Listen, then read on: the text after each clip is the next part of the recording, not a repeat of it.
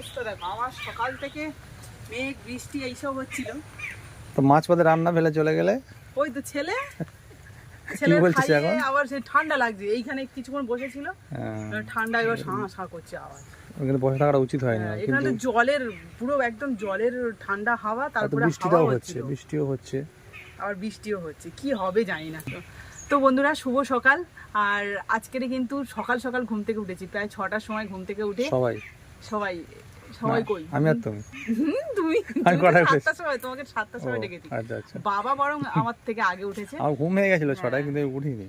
তো আমি উঠেই এখানে এই রান্নাঘর গোবর দিয়ে গেছি, থালা বাসন মেজেছি, তারপরে মানে সব কিছু রান্নার জন্য গুছিয়ে নিয়েছি। অ্যাকচুয়ালি আজকে আমাদের এক জায়গায় নিমন্ত্রণ আছে, তোমরা অনেকেই জানো, যে মুনমুন্দি বলি তোমরা যারা ভিডিওতে দেখেছো সবাই জানো একদম, যারা মানে ওই যে আমি স্কুলে গিয়ে থাকতাম সেই সময়, কিন্তু প্রায় সময় বকুলতলাতে অবশ্যই বিদেশদা মুনমুন্দিকে দেখেছো তোমরা, অনেকেই চেনো। তো ওই দিদির বাড়িতে আজকে নিমন্ত্রণ আছে, সবাই মিলে যাবো। এখানে তো ধোঁয়া হচ্ছে গো, আমি তো বন্ধ করে দিলাম, তুমি বললে বলে আমি বন্ধ করে দিলাম। আরে ধোঁয়া তো হবে, কারণ কাঠকুটো একটাও শুকনো নেই। আমি পাতা জ্বালা দিচ্ছিলাম শুধু। তাহলে এখন হয় পাতা জ্বালে রান্না করে দিই, তাল পাতা কাঠ আছে ওর মধ্যে, কিন্তু কাঠগুলো একদম কাঁচা কাঁচা। অ্যাকচুয়ালি বাড়িতে যদি রান্না করি সেখানে কি বলতো, পাতা বা যে কোনো কিছু জাল দিয়ে কিন্তু রান্না করা যায়, কিন্তু এই যে ক্যামেরার সামনে রান্না করতে গেলে এইভাবে ধোঁয়া হলে, তোমরা ব্লগ বলে দেখতে পাচ্ছ যে আমি কি পজিশনে থাকি, কিন্তু এটা কি আমার রিল স্টোরিতে দেখানো যাবে যে এরকম আমি ধোঁয়ায় বসে আছি? সেটা তো সম্ভব নয় না, সেই জন্য কিন্তু খুব অসুবিধা হয়। তো যাই হোক, আজকে ব্লগটা দেখতে থাকো, আশা করি ভালো লাগবে যদি যেতে পারি, আর যদি না যেতে পারি ঘরোয়া যেরকম ভাবে ব্লগ দিই একদম। এখন ঘড়িতে 10:30 বাজে, আর এখনো পর্যন্ত আমরা যেতে পারিনি, ঘরেই আছি। আর ওখানে ভিলস্ট্রিতে রান্না করে এসে আবার এখানে ভাত বানিয়েছি কুটুস খাবে বলে, কিন্তু খেলোই না, শুধু নামেই বললো যে ভাত খাবো। তো এক গাল মতো খেয়েছে, এখন আমরা সবাই মিলে ভাত খাবো। খিদে পেয়েছে? তো এই দেখো, এখানে আলু মাখা হচ্ছে, শুকনো লঙ্কা, পেঁয়াজ, তেল দাও। শুকনো লঙ্কাটা সবে ভাজা হয়েছে তো দারুণ গন্ধ বেরোচ্ছে, কিন্তু আর একদম মুচমুচে আছে। যাই খাই একটু ভাত হলে যেন মনে হয় যেন না পেটটা ভরা আছে।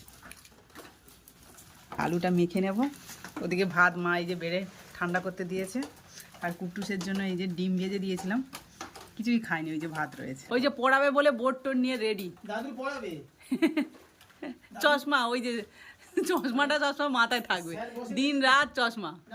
কটা বাজে জানো এখন?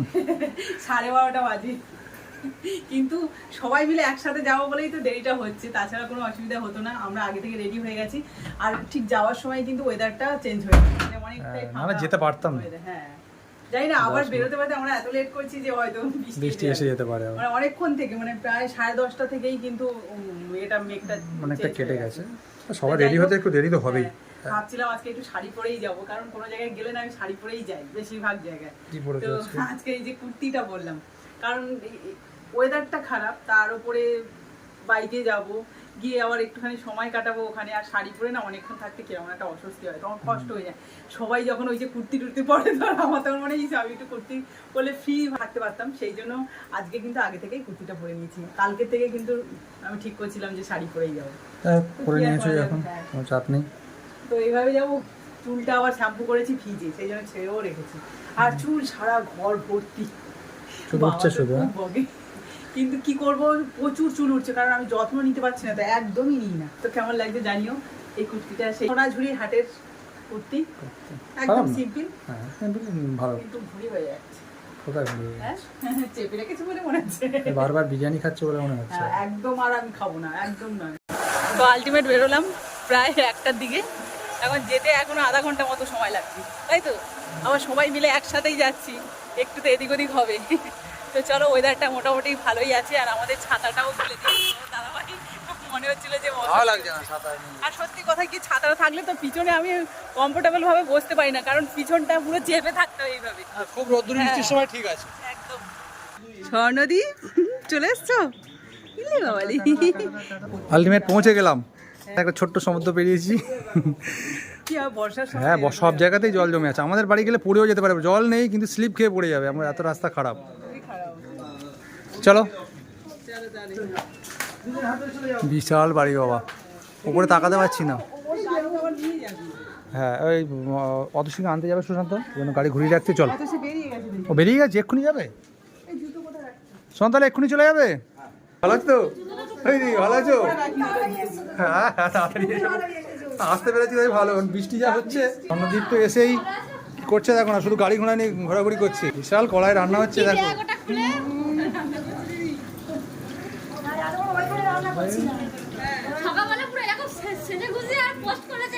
এইখানে তো লুচি হচ্ছিল না?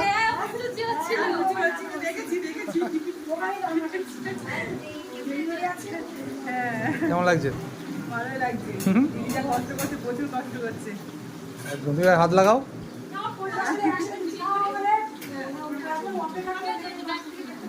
কি করবে আজকে? ভালো আছেন তো? এই তো অনেকক্ষণ পরে দেখতে পেয়েছি। তুমি ভালো আছো? আচ্ছা গোলটা ছিল, গোলটা নিইনি, আর 2 গোল লাভের মধ্যে ঠিক আছে। না না, খুব ভালো লাগছে, দারুণ হয়েছে। ঠিকঠাক আছে। আমার পছন্দ হয়েছে। হ্যাঁ খুব ভালো হয়েছে। ওটা এবার চালাতে হবে, যদি না চলে হাত দিয়ে চালাও। আর দিদি এখানে কি করছে দেখো, বাবা সাজাচ্ছে সব।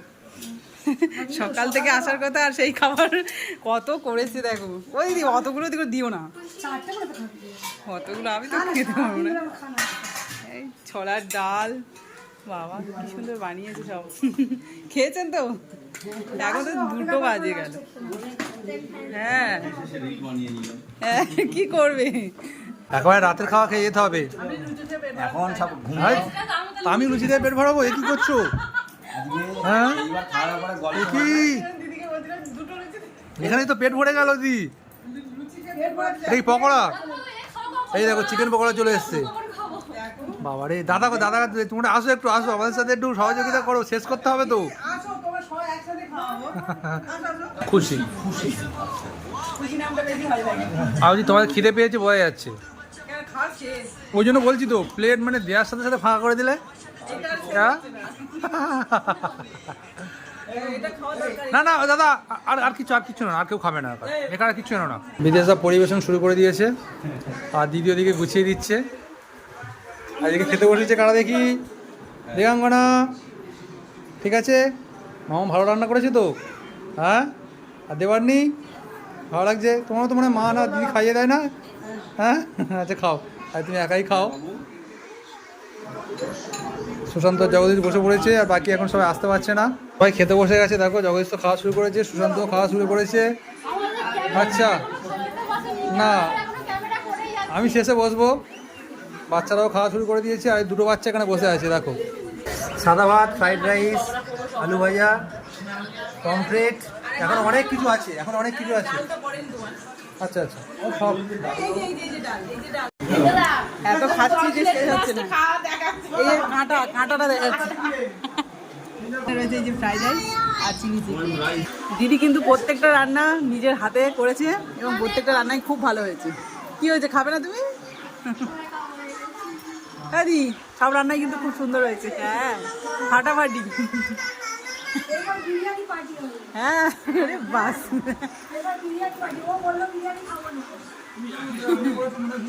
হ্যাঁ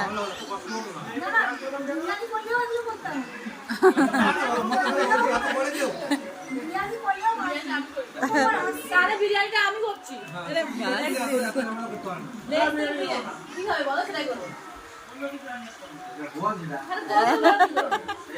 কে কি খাবে আগে থেকে বলে দাও, সামনে আরো একটা পার্টি আছে। এই যে এই happy birthday Sushant, happy birthday. বলা হয়নি ওর জন্মদিন আজকে, কেউ উইশ করেছো? হ্যাঁ উচিত ছিল সবার। না মুনমুনদিকে অনেক অনেক অনেক ধন্যবাদ। মুনমুনদি আমাকে দায়িত্ব করতে হলো না, দায়িত্ব নিয়ে জানে না, কিন্তু দায়িত্ব নিয়ে এটা খাইয়ে দিল।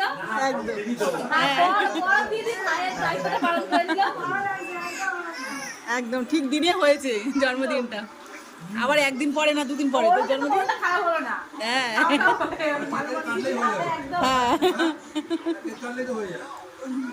তো দেখা যাক কতক্ষণ আজই তার উপরে হবে। তো এই খাবার খেয়ে উঠতে পারছে না কেউ। কে বলতেছি খুব কষ্ট হচ্ছে। বাবা এই দেখো একমাত্র প্রিয়াঙ্কা থালাটা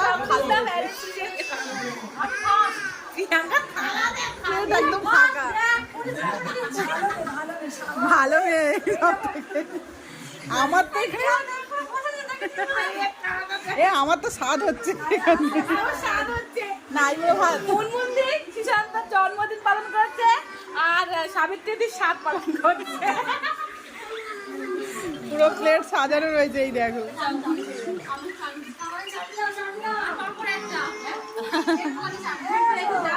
এখনো শেষ হচ্ছে না। এই যে আমি চাটনি আগে চেয়ে নিয়েছি, সেই চাটনি নিয়েছি, কিন্তু মালাইকারি শেষ হয়নি। চিলি চিকেনও রয়েছে, এখনো পাঁপড় রয়েছে, মিষ্টি রয়েছে।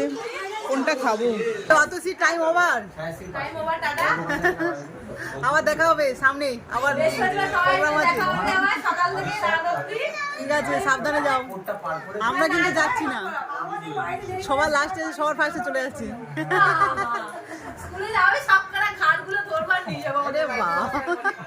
বলছি বসে থাকতে থাকতে 6টা বাজতে যায়। হ্যাঁ, বুঝতেই পারছি না বাইরে না ঘড়িতে সবাই দেখলাম বলে বুঝতে পারলাম। প্রিয়াঙ্কা জগদীশ কি আবার বলো, বাড়ি যাওয়া হবে নাকি? প্রচুর খাওয়া হয়েছে না? একদম। ড্রেসটা আনলে কোনো অসুবিধা ছিল না, এই সব থাকা যেত ভালোভাবে।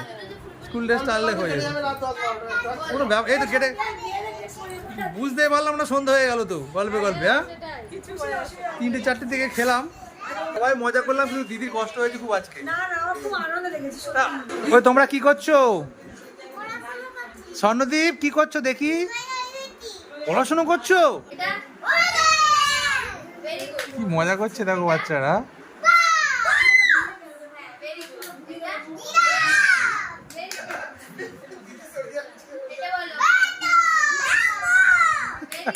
দাদা রসগোল্লা নিয়ে চলে এসছে। কার খিদে আছে বলো? আবার কোল্ড ড্রিঙ্কস। বাবারে, বাচ্চাদের জন্য জেমস, মানে বাচ্চা থেকে বড় সবার জন্য স্পেশাল ব্যবস্থা আছে, যাতা কথা নয়। দিদা সব দিকে খেয়াল রেখেছে। আদর আপ্যায়ন করলে আবার তাড়াতাড়ি আসবো নাকি? আমি ভুল বললাম? মানে এত আদর আপ্যায়ন পেলে ফিরে আসতেই হবে আবার, যত তাড়াতাড়ি সম্ভব। দেবানি যাবে তাহলে? টাটা টাটা করে দাও, টাটা করে দাও। আসছি তাহলে। না, এই তো এতক্ষণ থাকলাম, এবার যাই। আবার সকাল থেকে তো স্কুল আছে সব বাচ্চাদের, সকালে আবার বাচ্চাদের স্কুলে আছে, যেতে হবে।